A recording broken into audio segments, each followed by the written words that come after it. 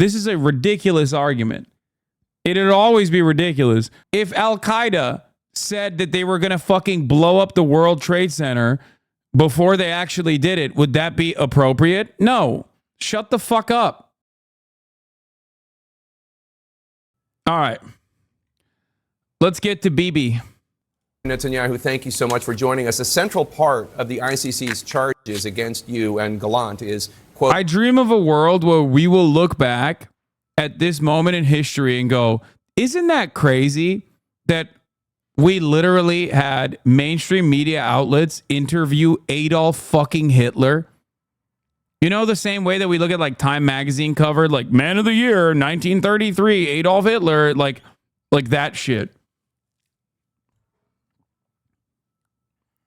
I dream of that future because it means that, like, you know, justice has prevailed. Quote, starvation of civilians as a method of warfare. Now, I know that Israel repeatedly claims that enough aid is getting in and there is. Did that happen? Yes, of course that happened. I forget who tweeted that once that said, like, Americans only know about World War II history and they still don't know World War II history, but it's so true. Yeah, I mean, I get what you mean, but the 1933 thing was sarcastic and was actually a form of protest against appeasement. Yeah, it's just the most like visible aspect of Western media coverage. But make no mistake, plenty of American outlets literally defended Hitler as like a person who was very dynamic, very charismatic, and also on top of that, claimed that he was revitalizing the German economy, which at the time he was. So the idea that like we did not have a shit ton of phenomenal positive coverage for Adolf motherfucking Hitler is silly. We did. It's not a purposeful starvation, and those claiming otherwise are misinformed, are lying. Is Israel going to send a delegation? Is it real that a Zionist group made a secret deal with the Nazis? Yeah, but it doesn't really mean anything. You're talking about the Havara agreement. Delegation to The Hague to present any evidence to defend itself? I think these charges are exactly as President Biden called them. They're outrageous. They're beyond outrageous. This is a rogue prosecutor that has put false charges and created false symmetries. Rogue prosecutor that we fucking petitioned to put into that position, by the way. I really hope that this dude, Kareem Khan, in all of my endless support for the Balds, doesn't turn out to be some fucking freak who ends up using this as an opportunity to defend Israel by being like, oh, sorry, we put forward a shitty ass prosecution. So I guess like we can't get arrest warrants out for the Israeli leadership, but we certainly can for the Hamas leadership. You know what I mean? That's my biggest fear out of this, especially considering that Kareem Khan has historically been pro-Israel, which is precisely the reason why Times of Israel in 2021 said that he was Israel's guy.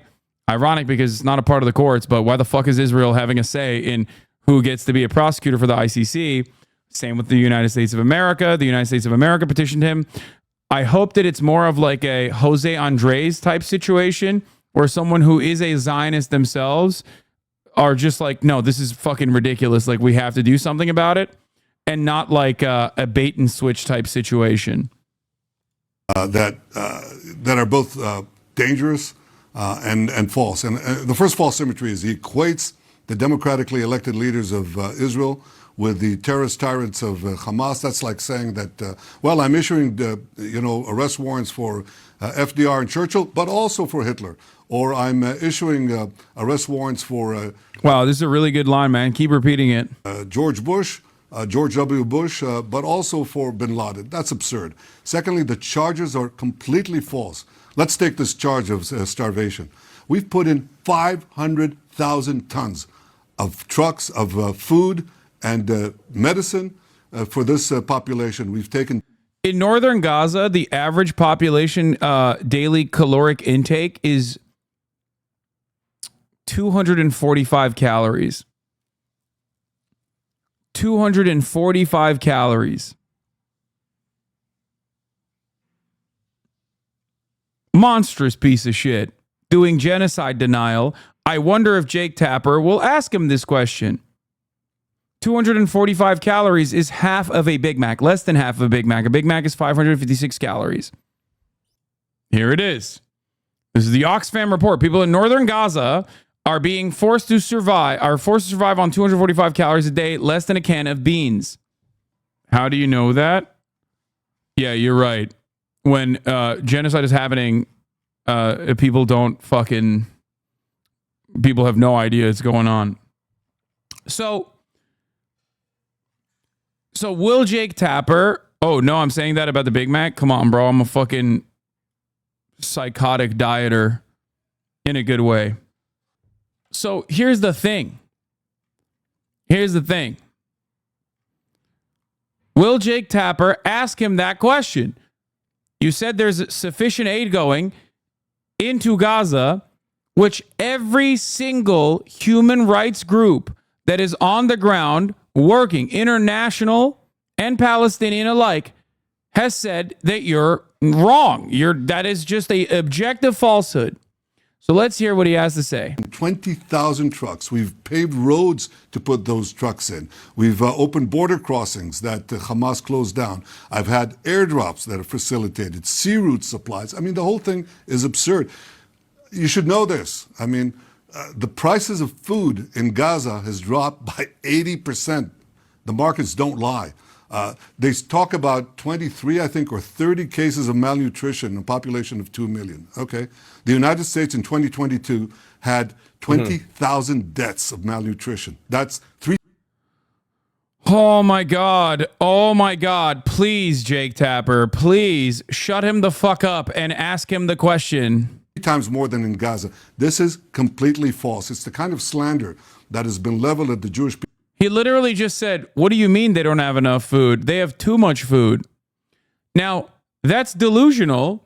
It's genocide denial, which is, of course, not surprising coming from literally Adolf fucking Hitler. Let's see what Jake Tapper has to say. He's doing the puppy dog eyes right now. He's like, oh, what? That's shocking. People for ages, and it's renewed now against the Jewish state. It was false then, it's false now. But one thing, this rogue prosecutor, didn't even bother to come here.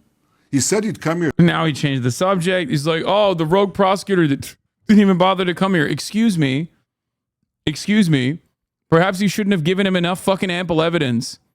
The Hamas prosecutor, Karim Khan, more like Karim Hamas. Here, check the facts. He didn't check the facts. He just went out and demonized the Jewish state, and he's taking the ICC down the route of the General Assembly that passes infinite resolutions, flat earth resolutions against Israel, or the Human Rights Council that used to have a reputation that is... What happened to World Central Kitchen 2 months ago, BB? Dude, I really hope in my heart that Karim Khan, who has been like pretty pro-Israel in the past in the way that he has like refused to conduct certain investigations that were launched into Israel, had a fucking come to Jesus moment, I guess, even though he is Muslim technically. He had a come to Muhammad moment and has changed course dramatically due to the actions of Israel.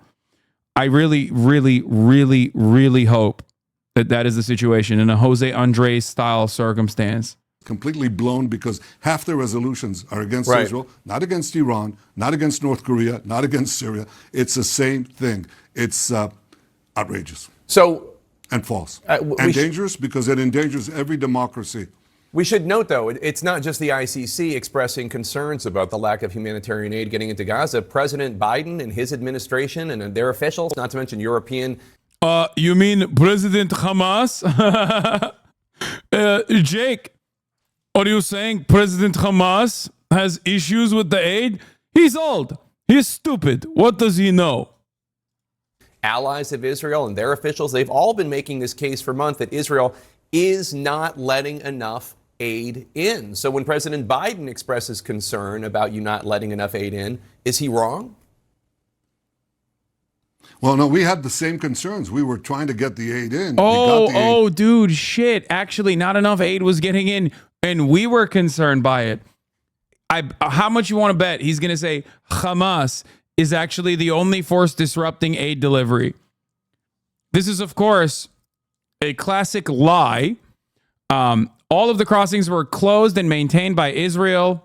Israel is the only group that is stopping aid from going into Gaza, including but not limited to stopping the Rafah crossing from being operational and going so far as to tell Egypt not to let aid in as well, or completely control what kind of aid goes in to Gaza. That's number one. Number two, there have been numerous crossings they've closed unjustifiably, while simultaneously claiming that it's Hamas that's attacking the crossings. They are not. Okay.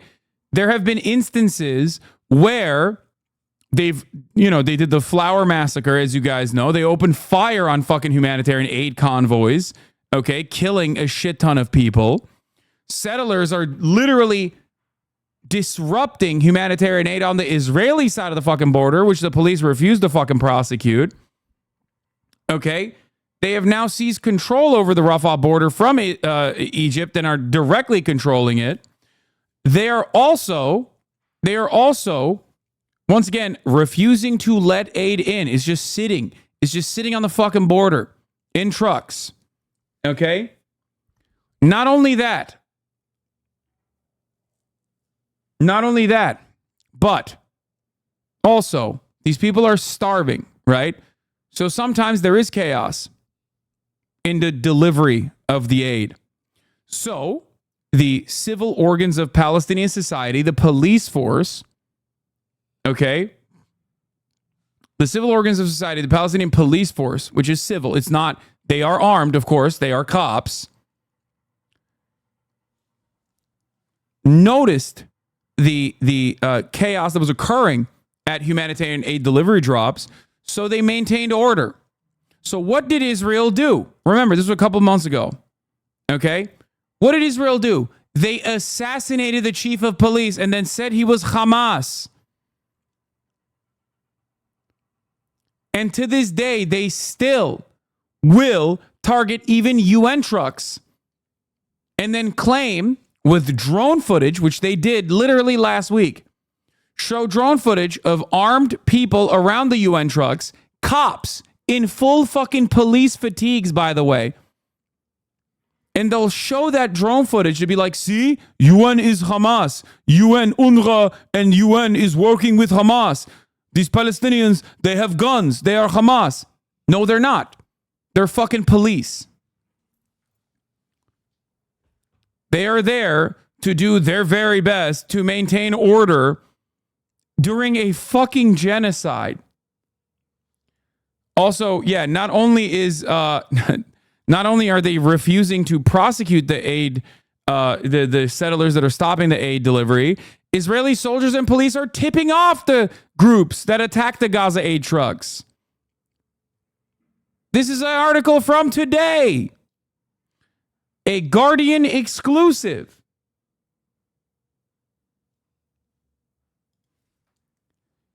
What has America done so far? All right, remember the pier that we built? That was purely symbolic. It was purely to say, like, see, we're doing our best. We're doing our best. We're trying our best to give Palestinians the aid. We're dropping it through airplanes. We're paradropping the aid. It's killing people. Oopsie. The aid is dropping. When the parachutes don't deploy, the aid is dropping and killing Palestinians. Oops. It happens. Okay?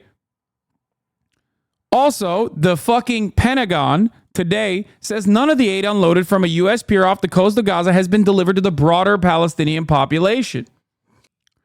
Anyway, wonderful stuff, though, overall. So Jake didn't ask the direct question that I wanted him to ask, but at least he's saying, what do you have to say to Joe Biden? He says you're not delivering enough aid. And Hamas was looting the aid. That's what was happening. They were taking it for themselves or extorting the population. We were letting the aid in from the start. And look, this was my directive from day one. The day one thing was we have to we comport with international law. We comport with the rules of war.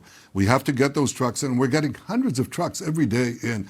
And that's been an aspect of our conduct of war, because we try to get civilians out of harm's way. We've done things that no country, no army has done in history. It's not me saying that. It's General Petraeus saying that.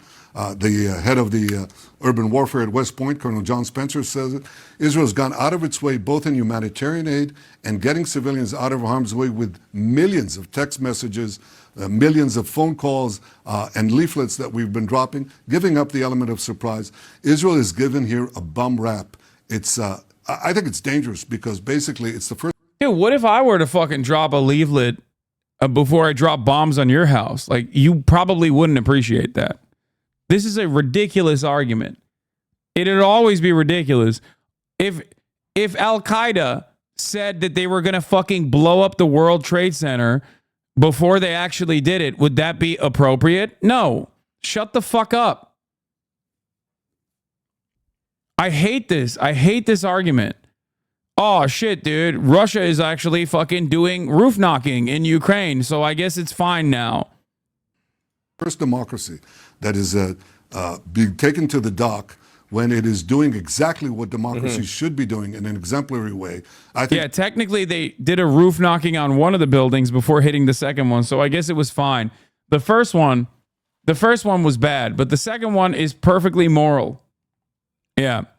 Hiroshima, wrong. Nagasaki, technically they were warned by Hiroshima. It will we roof knocked with Hiroshima, and then Nagasaki, you know, that was, they knew already. All other democracies, Israel may be first, you're next, Britain is next, others are next too. The second thing that is dangerous about this, Jake, is I think this fans the fires of 5 minutes. Jake has asked one fucking question, no pushback whatsoever.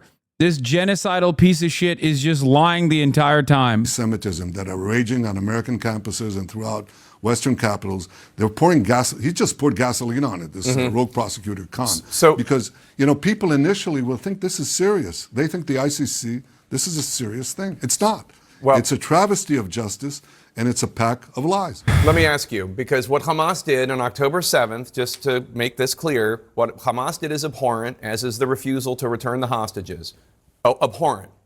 But whether or not it was Israel's... It's false, by the way. The refusal to return hostages is a bullshit narrative that the Western media has like run with.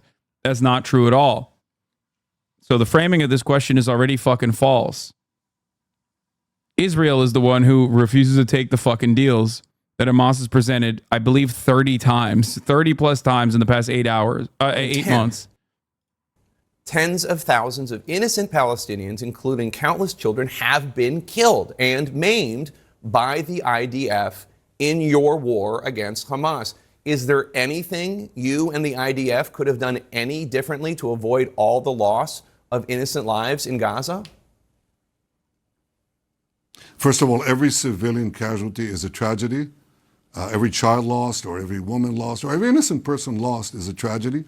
But for Hamas, it's a strategy. So while we go out of our way to get them out of harm's way, Hamas goes out of its way to keep them in harm's way, shooting at them if they try to leave the battle zones. But many have left, thankfully I can say that. Now, the ratio, because of our actions, the ratio of civilians to combatants killed is the lowest in the history of urban warfare, and certainly dense urban warfare like this. It's about 1 to 1. There are about 14,000 casualties, 14 to 15,000 terrorists killed, and an equal amount of civilians that were unfortunately killed, because that's what happens. But in other arenas, in Fallujah, with a handful of terrorists, 3,000, 4,000 compared to 35,000 in Gaza, the ratio was much bigger than that. The same thing in Mosul. So we've gone out of our way to stop it.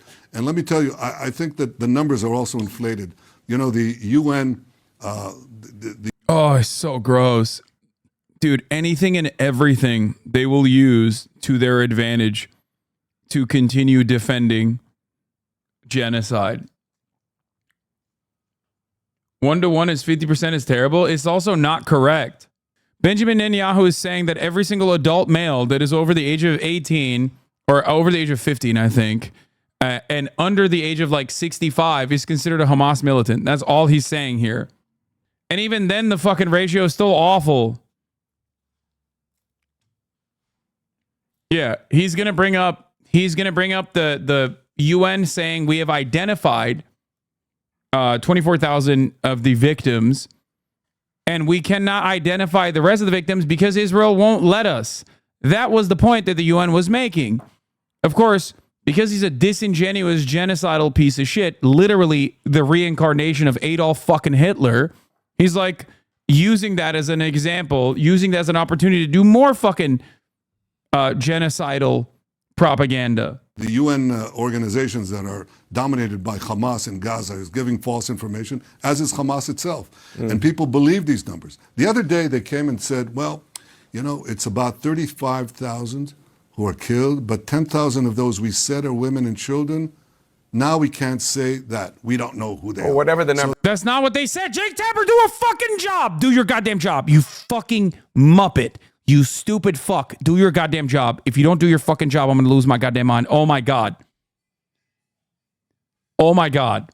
It's too many. In the meantime, the lie circles.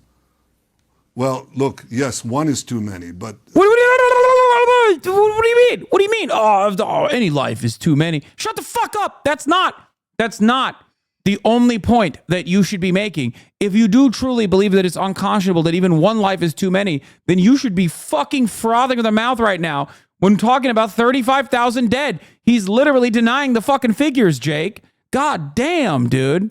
The reason they're there, the reason we have civilian casualties at all is because Hamas is... He literally said UN is dominated by Hamas, bro. What the fuck are we doing here? God, I hate this piece of shit so much. Preventing them from leaving. I'm happy to say that in the Rafah operation that we've conducted, 1 million people actually left. People said, well, there are 1 million people, 1.2 million in Gaza. Where are they going to go? They're going to be trapped. Well, 1,950,000 have already... He's like, dude, we did the Trail of Tears, Hamas version, and it was so good. What are you saying, Jake Tapper? We did it. We moved them. We keep moving them over and over again. Left, and there are very few civilian casualties because we're doing everything to get them out. This is our policy. It's humanitarian. It's responsible. We comport with the laws of war, and we're the ones taken to the dock. And it doesn't give any solace that they're also taking these killers of Hamas, these murderers, and putting them in the dock. As I said, yeah, Hitler's in the dock, but so is FDR, and so is Eisenhower. Absurd. After 7 months of unity for your wartime government, there seems a lot of disagreement now about your plans for Gaza, or lack thereof, after a major military operations in Gaza is over. Benny Gantz wants a plan, or he says he's going to leave your government. Your defense minister, Yoav Gallant, says you don't have a plan. He's basically accusing you of trying to lay the groundwork for an occupation, either civilian or military, in Gaza in the future. Are you denying that the plan is for an occupation of Gaza, or are you taking it off the table? No, I have a very clear plan. I think the first thing, the day after Hamas, Jake, is the day after Hamas. We have to get rid of Hamas, otherwise there's no... Calling this an interview is actually a gross misuse of the word. And this is a dick-sucking session masquerading as an interview. Not even a contentious one, really. You're letting a dude who is at the precipice of being formally charged and criminally prosecuted by the ICC for crimes against humanity on your airwaves basically fucking rewrite the narrative in real time without doing any pushback whatsoever. This is, in many respects, thank you for bringing this up, actually, no different than Tucker Carlson interviewing Vladimir Putin. Like, it's the same exact thing. Tucker Carlson going to fucking Russia and just eating Vladimir Putin's ass in broad daylight is identical to this. He did some pushback too, remember? He was like, oh, well, what about the journalist? You have to release him, sir. You have to release the one journalist, sir. Yeah, he did a lot of pushback too, remember? Future for Gaza, no future for peace, and it'll be a tremendous victory for not only for Hamas, but for the Iran terror axis that backs it and organizes Hezbollah, the Houthis, and all these other sundry terrorist organizations. So I think we have to defeat Hamas, and we will defeat Hamas. This is why a lot of people yell at me and say, Hasan, you're fucking biased, blah, blah, blah, blah, blah, when I interview people. Of course I'm biased. Everyone is fucking biased. The difference is I admit and acknowledge and tell you what my biases are. Jake Tapper is not going to tell you that he is obviously biased towards Israel, towards defending Israel, towards defending all and any matter of Israeli action against the Palestinian population. That's the difference. That's why people lost their fucking minds when I interviewed the dude who they still to this day call a Houthi terrorist. They're like, oh my God, you had a dick suck festival for the Houthi terrorist who hates Jewish people and blah, blah, blah, blah, blah. When in fact, they did not have the same level of smoke for the BBC or numerous other mainstream outlets that interviewed him after. The reason for why they didn't do that is because those guys are objective. They're doing news reporting. They're not. No one is actually objective here. Everyone has a bias. Will it take the complete eradication of the Palestinians for Americans to realize that the terrorist excuse is the perfect excuse for genocide? No, they will never acknowledge it. We are a settler colony ourselves. Why the fuck would we ever acknowledge another settler colonial operation that is being conducted with our weapons that is perfectly aligned with our interests in the region?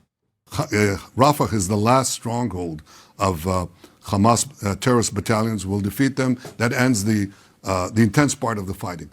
But once Hamas is defeated, what we have to do is have sustained demilitarization of Gaza. And yes, on this, I think the only force that can prevent the resurgence of terrorism for the foreseeable future is Israel. At the same time, I want a civilian administration that is run by Gazans who are neither Hamas nor committed to our destruction. You're taking Guys, he plays chess with pigeons for a living in hopes that the pigeons grow. I mean, I've also repeatedly explained why I do this sort of thing. It's not for that immediate individual. It's more so for others who may also harbor similar resentment that come in here or may be confused by it, that come in here to hear what I have to say.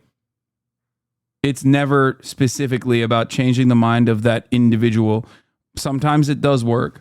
It off the table. The third thing that we'll need to do is, no, I'm not. I'm putting it on the table. On the contrary. No, that's not true. I'm saying you're taking off an Israeli occupation of Gaza. You're taking off the table. If you mean resettling Gaza, yeah, it was never in the cards, and I said so openly, and some of my constituents are not happy about it, but that's my position. The third thing that I would do is have a reconstruction of Gaza, if possible, done by the moderate Arab states and the international community. That's demilitarization, civilian administration by local Gazans who are not committed to Israel's destruction, and responsible reconstruction. That, I think, is a realistic plan, and I've said so. Look, if some people are not happy with it, maybe they want to put in the Palestinian Authority that still teaches its children to seek the destruction of Israel, pays... Can you cover the left-wing parts of the Palestinian resistance? I feel like too many leftists are supporting Hamas out of a campus need to find a group to get behind. It doesn't matter that the DFLP and the PFLP exist, okay?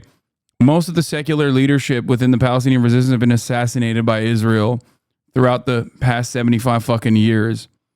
The reason why people defend Palestinian emancipation is on the boundaries of humanity, not because they have to agree or because they have a campus opinion or they are operating on America bad perspectives.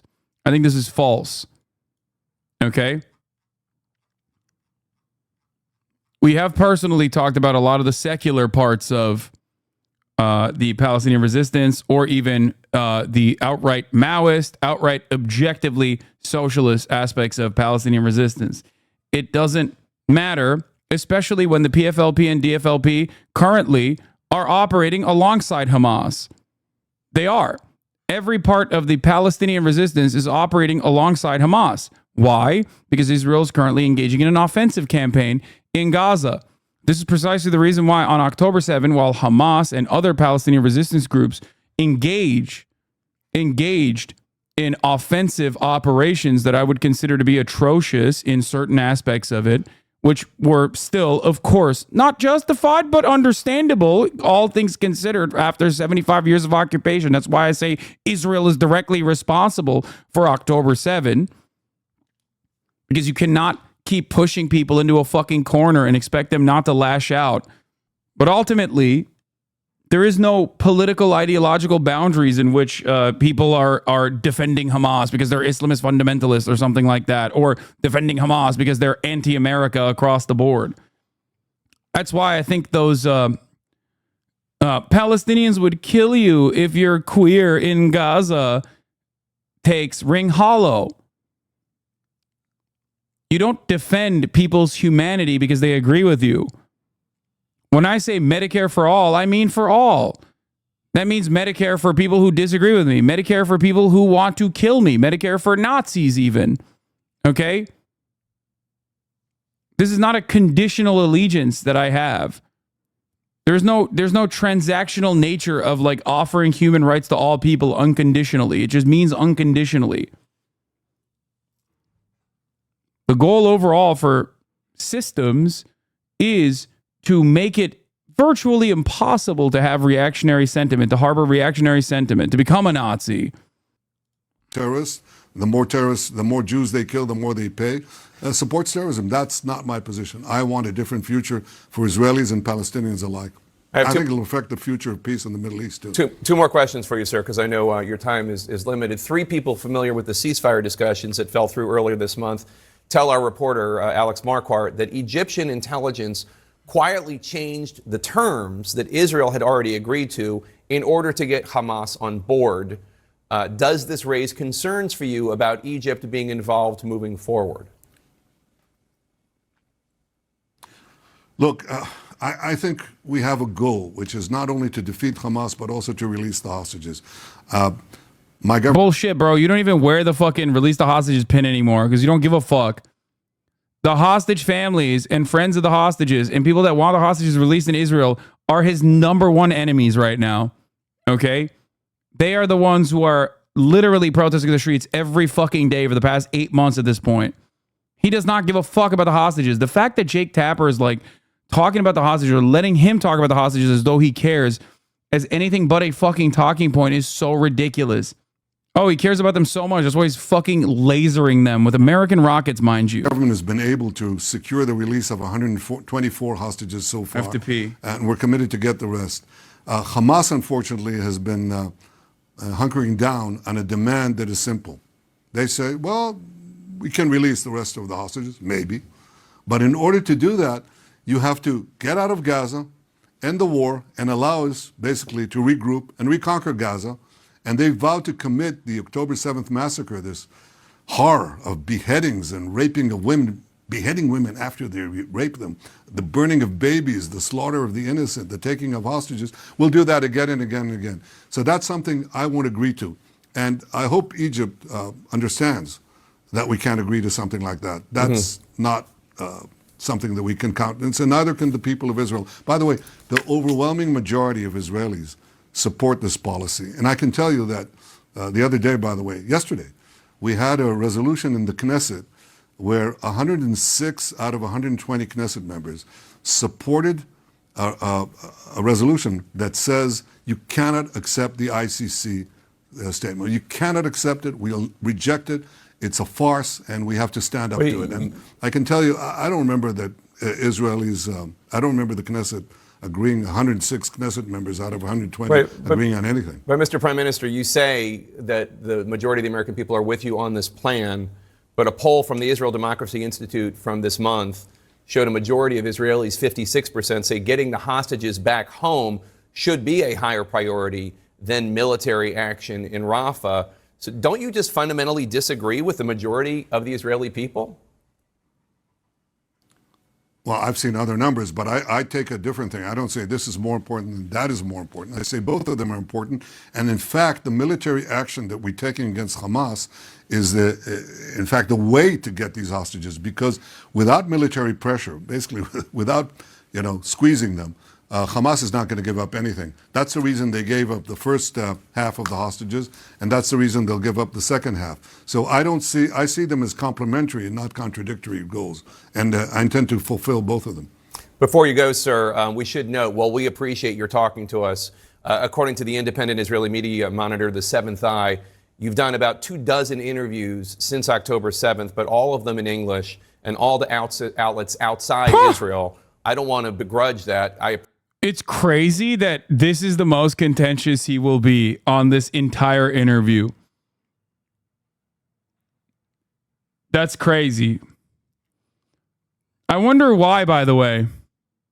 Appreciate you doing an interview with us, but why are you not speaking with Israeli journalists the way you are with me?